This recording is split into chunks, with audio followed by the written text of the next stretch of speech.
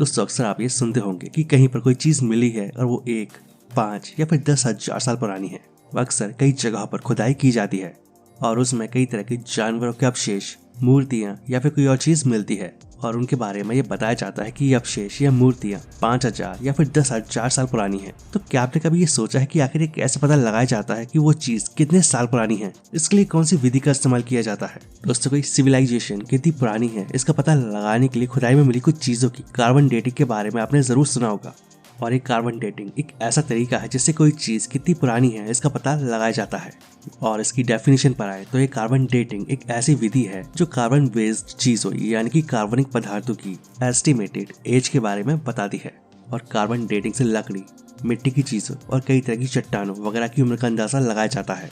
और इस carbon dating का तरीका इस तथ्य पर आधारित है कि सभी जीवों और जीवों के अंश बनी चीजों में कार्बन होता है और इसी कार्बन के बेसिस पर किसी चीज की उम्र कैलकुलेट की जाती है। और कार्बन डेटिंग मेथड में इस तथ्य का इस्तेमाल होता है कि कार्बन का एक आइसोटॉप कार्बन 14 रेडियोएक्टिव होता है और इसकी मात्रा एक खास दर से घटती है। अब आगे बढ़ने से पहले थोड़ा कार्बन आइसोटॉप के बारे में जान लेते हैं।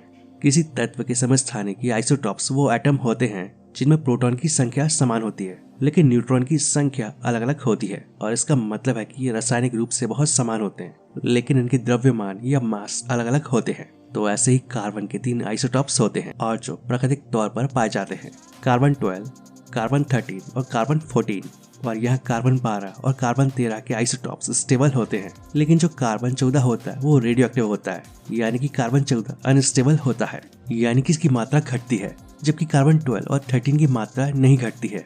इन्वायरमेंट में कार्बन का सबसे ज्यादा पाए जाने वाला आइसोटॉप कार्बन 12 है और जबकि कार्बन 14 काफी कम मात्रा में होता है और कार्बन 14 का रेशियो भी लगभग स्थिर होता है।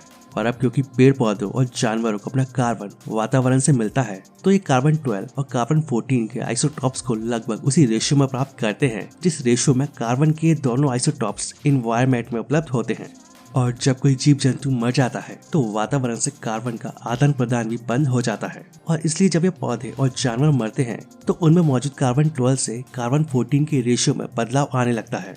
और इसी बदलाव को मापने के बाद किसी जीव की एस्टिमेटेड एज का अंदाजा लगाया जा सकता है। जैसा कि अभी बताया कि कार्बन 12 स्टेबल होता है और इसकी मात्रा घटती नहीं है और जबकि कार्बन 14 रेडियोएक्टिव होता है और इसकी मात्रा घटने लगती है। और कार्बन 14 लगभग 5,730 सालों में अपनी मात्रा का आधा रह जाता है और इसे हाफ लाइफ कहते हैं। बता दें कि कार्बन डेटिंग तकनीक का आविष्कार 1949 में शिकागो यूनिवर्सिटी के विलियर्ड लिबी और उनके साथियों ने किया था।